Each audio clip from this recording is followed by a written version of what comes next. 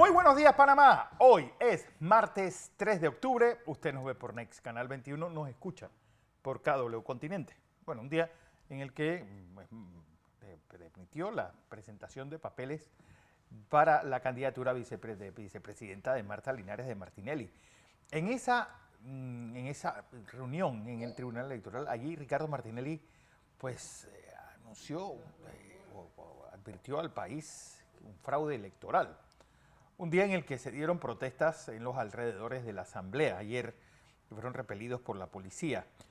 Todo en un momento en el cual, pues, hoy recordamos aquel fusilamiento de 9 miembros de las Fuerzas de Defensa en la última intentona de golpe de Estado en contra de Manuel Antonio Noriega. Día también en el que pues, la Alemania está de fiesta de su reunificación. Don José. Buenos días, Fernando. Buenos días. Buenos días a toda nuestra audiencia que nos sigue en KW Continente Radio, en Canal 21 Next TV. Martes 3 de octubre del 2022. Fernando, hoy recordamos la fecha, aquel 3 de octubre, en la que al final de la jornada fueron asesinados brutalmente muchachos de la Fuerza de Defensa, oficiales de teniente, creo que hasta capitán. Mayor Moisés. Giroldi, pero en la misma masacre, eran capitanes y tenientes. Noche triste que selló el futuro de las Fuerzas de Defensa. Ahí fue la debacle ya. El inicio de la debacle total. Nuestras condolencias a la familia de estos jóvenes oficiales que fueron brutalmente asesinados. No hay ninguna otra calificación que darle a eso. A ver, comenzamos por darle algunas cosas que están pasando que deben estar en su calendario. La primera de ellas es que ayer arrancó el juicio civil contra el expresidente Donald Trump en Nueva York. Debo decirles que uno de los errores de este juicio es que la defensa de Trump no pidió que fuera un juicio por jurado. Al no pedirlo y no estar en los documentos, entonces este es un juicio que se define entre la apreciación del fiscal y la presencia de un juez. Juez que ya determinó que había insuficientes evidencias en el proceso para llamar a juicio por fraude a Trump, sus hijos, ejecutivos de la fundación y a la propia fundación. La fiscalía pide 250 millones de dólares en pago. Recuerde que esto es un juicio civil, esto no es un juicio penal. Por consecuencia, se maneja de otra forma, aunque pudiera haber habido testigos, jurado, si los abogados de defensa de Trump lo hubieran pedido. Pero al no pedirlo, entonces este proceso es de la estructura de la fiscalía, la defensa y un juez. En ese inicio, el presidente Trump atacó al fiscal y lo llamó corrupta, a la fiscal, y la llamó corrupta. Y además de eso, llamó al juez corrupto, atacó a la estructura que lo va a juzgar. Lo que me dio la impresión, Fernando, estemos televidentes y radioescuchas, que el presidente como que sabe que va a ser condenado ahí. Y lo que sí es importante es que utilizó el proceso, el arranque del proceso, en el medio del proceso, para expresar sus puntos de vista políticos. Si lo miramos en el escenario electoral republicano, el discurso de Trump y su presencia en Nueva York le gana mayor adhesión y consolida el liderazgo que tiene dentro del Partido Republicano. Si lo vemos desde el punto de vista judicial, creo que la carrera de enfrentamiento contra los jueces en este momento pierde en ese proceso. Creo que el presidente apuesta más a utilizar los procesos como arma política que como una búsqueda de las soluciones. Entonces, este juicio continuará probablemente hasta diciembre con una decisión casi ya cantada, porque el propio juez que está allí ya determinó que había razones para llamarlo a proceso. Bueno, vamos a ver lo que pasa en el desarrollo de eso, le estaremos informando. Una noticia que usted también debe saber es que el gobernador de California, ante la desaparición física de esa luchadora, senadora Dianne Feinstein, que murió a los 90 años la semana pasada, designó como reemplazo de esta senadora a la señora LaFanza Butler. Ella, que reemplazará a esto, y que es demócrata. De manera que para aquellos que pensaban que si la muerte de esta senadora quitaba un senador de la bancada demócrata, bueno, como el gobernador es el que la designa, el gobernador es demócrata en California. Recuerde que California es un estado históricamente demócrata, Sí, igual que Nueva York. igual que Nueva York. El gobernador designó a esta militante de los derechos de la mujer, de los derechos humanos en general, como nueva senadora en reemplazo de esta senadora, lo que le mantiene las cuentas exactamente igual al Partido Demócrata, que hoy tiene mayoría en el Senado de los Estados Unidos. Esta senadora nueva, designada, es una lesbiana abierta. De hecho, su pareja, Neneki Lee, tiene una hija adoptada con ella, y es afroamericana. Es la primera vez que en el Senado llega una mujer con estas características en términos de su vida personal, y llega una militante de los derechos humanos al Senado de los Estados Unidos. Está pendiente el futuro del senador de New Jersey, Meléndez, en un proceso que se está siguiendo, pero hasta que no termine el proceso no se tomará una determinación allá, ellos. Mientras eso está ocurriendo, en el ala republicana de la Cámara de Representantes, la controversia entre el representante Gaetz, acompañado de las representantes Marjorie Greene, contra el jefe de la bancada, Kevin McCarthy, sigue en desarrollo. Ayer amenazaba con votarlo. Usted sabe que, Fernando, que hace más de 100 años en los Estados Unidos no se vota al jefe de la mayoría. No se saca. De manera que este joven, lo que dice el presidente de la Cámara de Representantes, que lo que quiere es tener televisión que lo siga. Y dice que él no lo necesita, y lo retó a él: ponga usted cuando usted desee la denuncia. Creo que el Partido Demócrata se encontrará en una situación bien interesante, porque para poder subsistir, si es que presentan esto, por la estrecha mayoría que tiene, él necesita el speaker de la Cámara del apoyo demócrata. Y si le dan el apoyo demócrata, entonces la mayoría será plantante y tendrá un compromiso político. Vamos a ver. Dice el representante de la Cámara que él está por los intereses de los Estados Unidos y no por quedar atrapado con 20 caballeros, que además se suman hasta 100, Fernando, cuando hay el debate. Vamos a ver, todo eso está ocurriendo en el Senado de los Estados Unidos. ¿Por qué nos interesa lo que ocurre? Porque allí se decide la suerte de muchos proyectos, de muchos apoyos, de muchas medidas, y además porque los Estados Unidos es sin duda alguna nuestro socio estratégico más importante. Es el más importante por lejos de los demás. Y de ahí le comento que el jefe de nuestro Ministerio Público, Javier Caraballo, se reunió con el subdirector del FBI en las oficinas de Estados Unidos, en las oficinas centrales del FBI, en la que discutieron temas. Esto solamente aparece, lo vi, Fernando, Metro Libre. en Metro Libre, no lo veo en ningún otro periódico. Esto es una reunión importante para los acontecimientos en Panamá y en Estados Unidos, en la lucha contra el crimen organizado, el lavado de dinero, la vida política. Presta la atención a esta reunión que se dio entre el señor Caraballo y el señor subdirector, él se llama Paul Abate. Bien, en el plano de nuestra región, Fernando, se está desarrollando con fuerza incontenible la confrontación entre el órgano de la Procuraduría General de la Nación en Guatemala, encabezado por su directora Consuelo Porras. Bueno, yo quisiera hablarle quién es Consuelo Porras.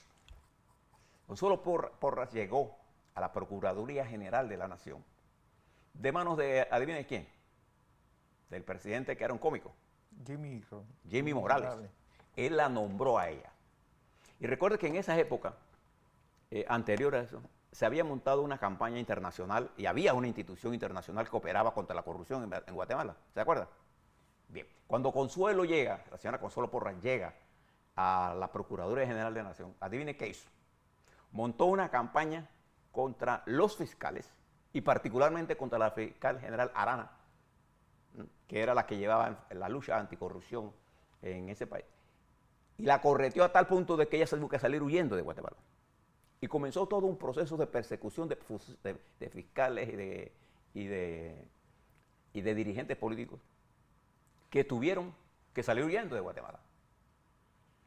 Ella es ratificada en el poder, adivina por quién, por el actual presidente, el presidente de Mataya, que le brinda todo su respaldo y que la impuso a pesar de que había otros mejores candidatos que ella.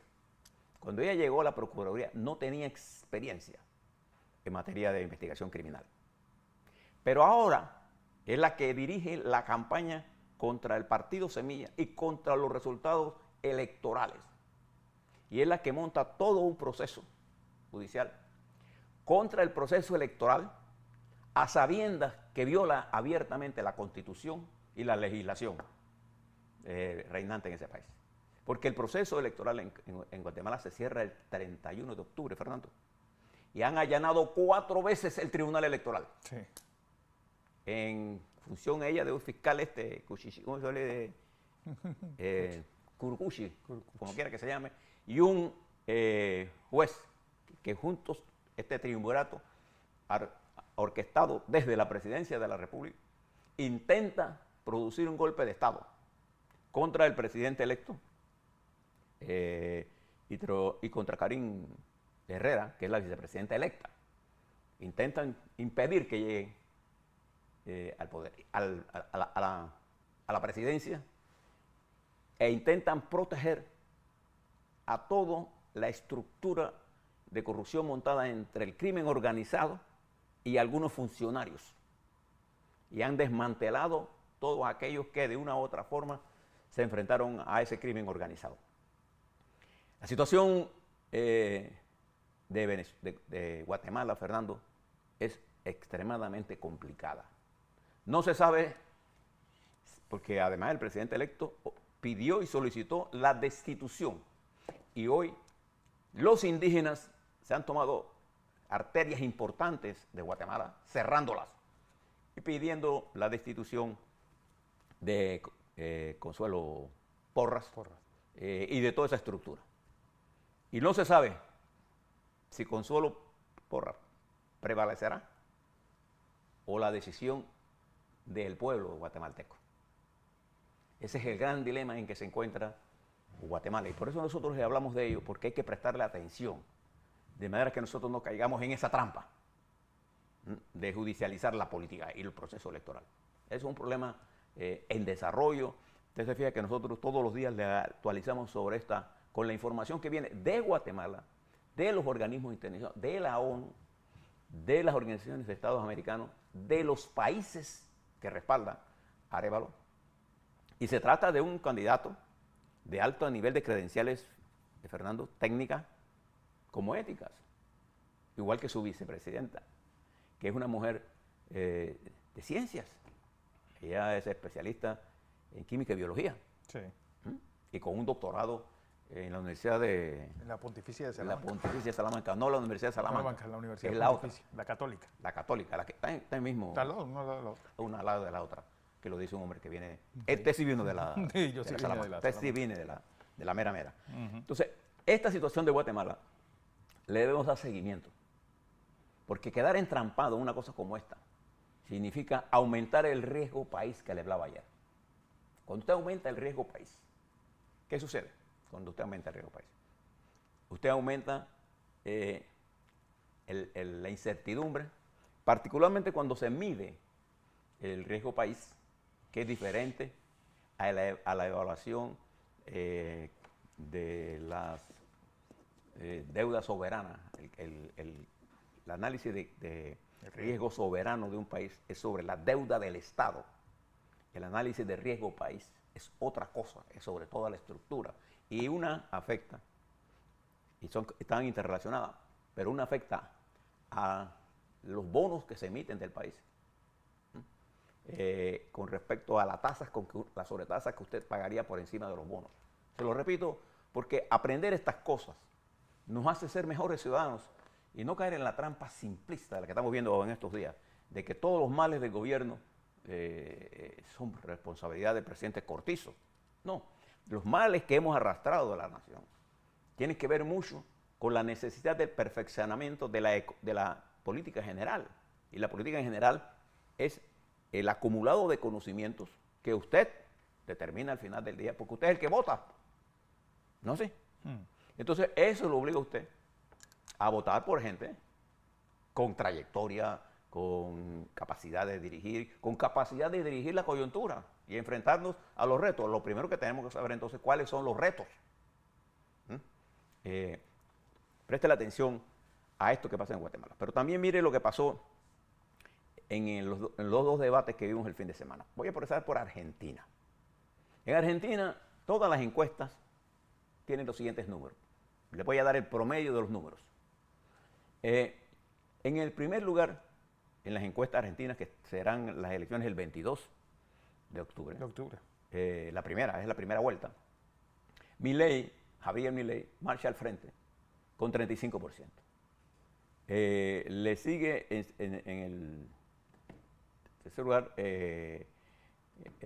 Mesa con 30%.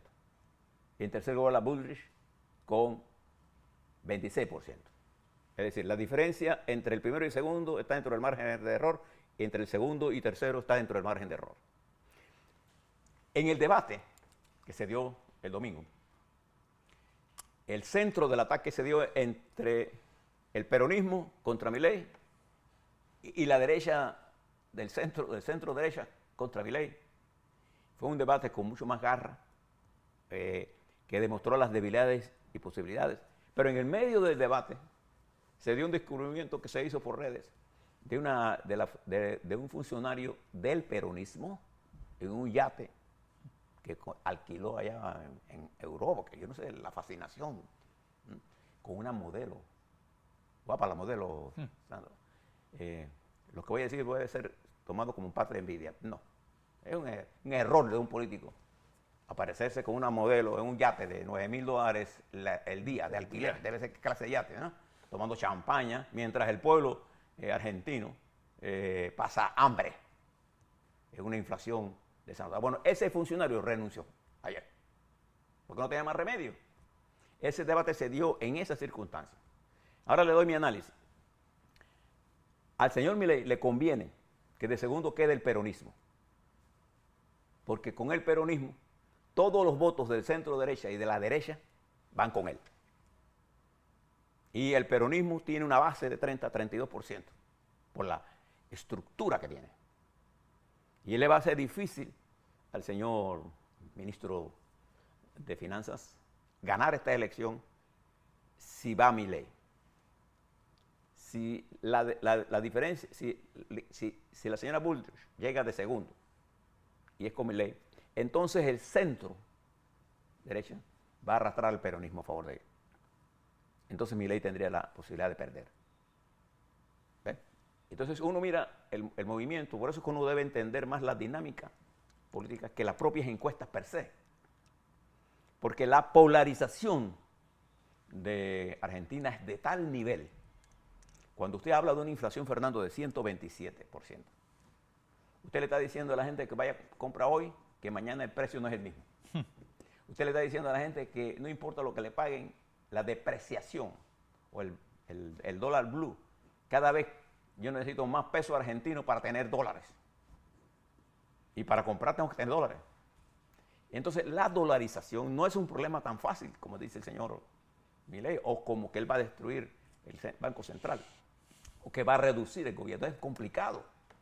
Pasa todo por una reforma estructural de gran peso en la clase obrera.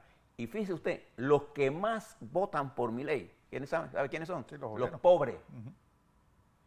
Los pobres que ven en el sistema político el hastío. Entonces, esta situación de Argentina es bien fluida. También le debemos dar seguimiento porque la dinámica de Argentina es el non plus ultra, o como diríamos allá en Chile, el non plus bla, de la desesperación a la que ha sido llevado el pueblo por unas estructuras, tanto de derecha como de centro, tanto el peronismo y particularmente el kirchnerismo. Y este gobierno del señor Fernández ha sido un desastre. Me damos la atención a lo que está pasando en Argentina. Pero también prestemos la atención ahora a lo que está pasando.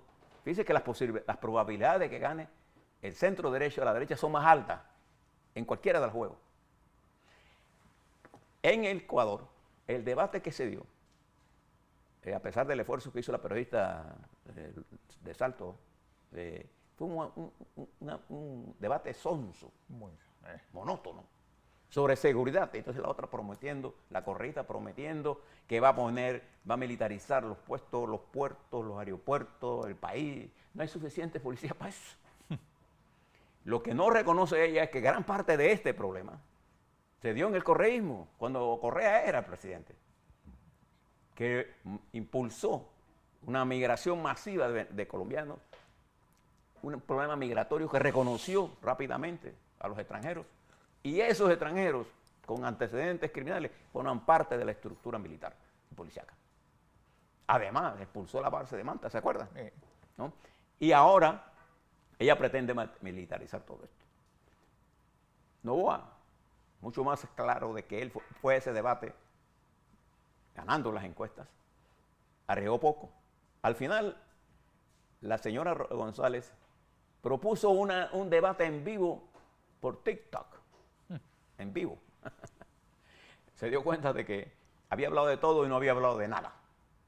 Porque lo que importa, más que nada, más que lo que yo proponga, es la credibilidad del candidato.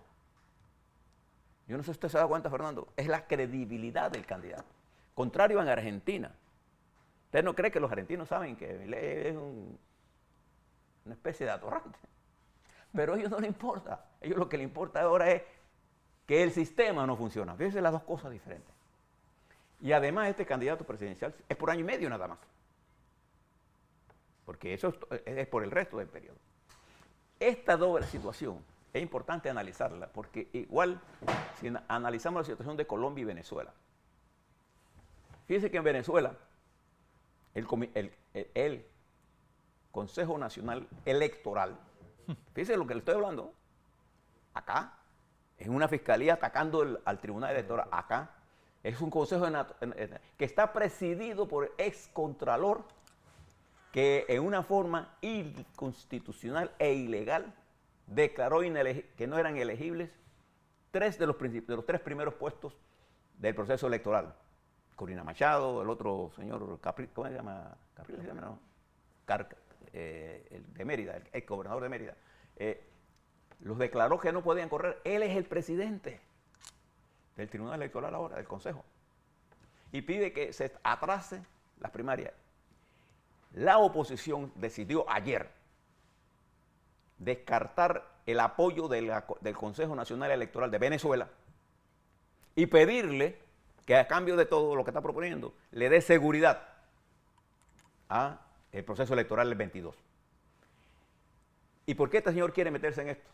Porque él quiere inhabilitar desde ya a los tres, porque al correr ellos se le va a hacer más difícil la inhabilitación de gente que fue o puede haber sido elegida por su propia gente. Entonces Venezuela se mueve entre eso y observa lo siguiente. Usted se recuerda, Fernando, que los televidentes y radioescuchas, aquella información que nos dieron del fraude que habían hecho, de todo el robo de PDVSA. ¿Usted se acuerda? Sí. La cantidad de gente que le pusieron con vestido naranja. ¿Usted ha oído hablar más de eso? ¿Usted ha oído hablar De la cárcel. no, del tipo que dirigía esto, el libanés, el sirio? Sí, el sirio este. Nadie sabe nada. Igual que de Cuba, usted se recuerda que la Cancillería cubana dijo que iba a hacer una profunda investigación sobre el reclutamiento de cubanos. Sí. ¿Usted ha oído hablar más de eso? Nada. Lo que sí sabemos es que el robo en Venezuela es más grande de lo que dijeron y no sabemos nada del proceso. Igual que en Cuba sabemos Tarek al-Alzheimer. Tarek el-Alzheimer. De él no sabemos nada, ni siquiera si está vivo o está muerto. Paradero desconocido. No sabemos nada. Tampoco sabemos. Lo que sí sabemos es que tanto a Putin como al presidente le conviene tener un acuerdo. ¿Por qué? Porque significan ingresos. Y carne humana, de cañón, perdón, Carne de cañón. para una guerra que se prolonga. Observe todo esto para que usted tome algunas decisiones y por qué debemos actuar con prudencia y algunas cosas más. Fíjese, el presidente de Costa Rica estará esta semana con nosotros. Igual que el alcalde de Nueva York, viene en camino. Tenemos gente importante viniendo a este país. Tenemos gente importante interesadas en invertir en este país. Tenemos gente importante que lee, sabe leer y estudiar los informes de finanzas que preparan las agencias reguladoras. Aquí hay gente incluso que dice que cuando las agencias reguladoras, pero las agencias evaluadoras de riesgo apoyan o hablan bien de la gestión del gobierno, no las creen. Pero cuando hablan mal, ¿cómo se alegran? Nosotros los miramos y lo leemos completo. Usted tiene que leer completo, no lea titulares. Hay gente que nada más lee titulares, lea completo y sea crítico. Fíjense usted lo que está pasando. En España, Fernando. Sin gobierno. Sin gobierno, pero dentro de esta semana se anunciará el llamamiento a un nuevo proceso de ¿cómo se llama? De investidura. La investidura. Yo quiero destacarles una cosa clara, independientemente que lo haya dicho el señor Feijóo. El proceso de amnistía es inconstitucional, de acuerdo a la Constitución española, Fernando. Es lo que ha dicho. No es constitucional. Lo dice Felipe González, lo dice su vicepresidente Alfonso Guerra, lo dicen muchos del PSOE. ¿Por qué Sánchez implica esto? Bueno, porque quiere ser presidente. Como de lugar. Esto es un problema para España. Y termino en Eslovaquia. En Eslovaquia hubo elecciones y el partido ganador, dice Susana Camperta, que dará la opción para que Fico escoja un gobierno. Recuerda que él sacó 47 diputados de 150. Va a ser complicado para él formar una coalición. Y al formar la coalición le van a restringir. Este es un hombre más pro-Putin. Y esto sería una complicación. Acuérdense que Eslovaquia es parte de la Unión, de la OTAN y de la Unión Europea. Todo esto, para terminar, el Papa Francisco enfrentó un golpe suave. Un golpe, ¿no? 5 cardenales en el sínodo que se va a dar para definir el futuro. Tiene una posición contra el Papa. Y recuerde que de acuerdo a la doctrina de la Iglesia Católica, el Papa es infalible, ¿o no? Sí, bueno, desde el Concilio Vaticano I, en 1860, ahí fue donde se decidió la infalibilidad del Papa. El Papa tuvo la oportunidad de hablar con estos y aparentemente estos cardenales se pusieron en onda con Francisco. Dice que la Iglesia es un poder político Bueno, no por gusto que no por gusto ha llegado a tener más de 2000 años en el poder. Bien, a la vuelta, vamos a hablar qué pasó en el Tribunal Electoral, vamos a hablar cómo están las alianzas, vamos a ver un poco qué influencia tiene la economía y la estabilidad económica de la República de Panamá. O algunos dicen que no, que esto es un desastre. El problema minero, ya el ministro de Comercio recibió esto, él debe llevar esto para su discusión en el Consejo de Gabinete. El Consejo de Gabinete debería de tomar alguna decisión la próxima semana con respecto al contrato. Esto debe pasar a discusión con la minera y ver todo un proceso. También debe tener el apoyo de la firma del Contralor General de la Nación y regresar a la Asamblea para sus debates. Le damos cobertura a eso y a todo lo demás cuando volvamos al plano nacional. Así es.